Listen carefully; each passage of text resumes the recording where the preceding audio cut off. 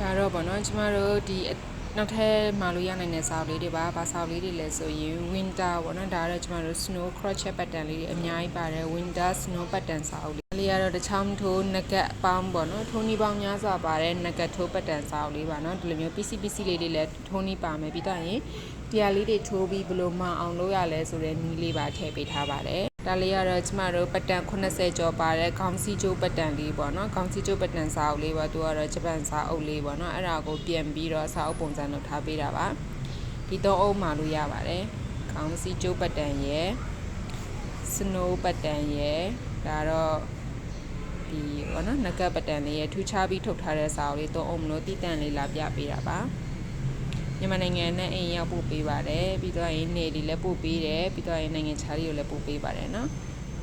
ဟုတ်ကဲ့ပါစိတ်ဝင်စားရင်လာမလို့ရပါပြီကျေးဇူးများတင်ပါတယ်ရှင်ကျွန်မကတော့ crochet app ပဲပါ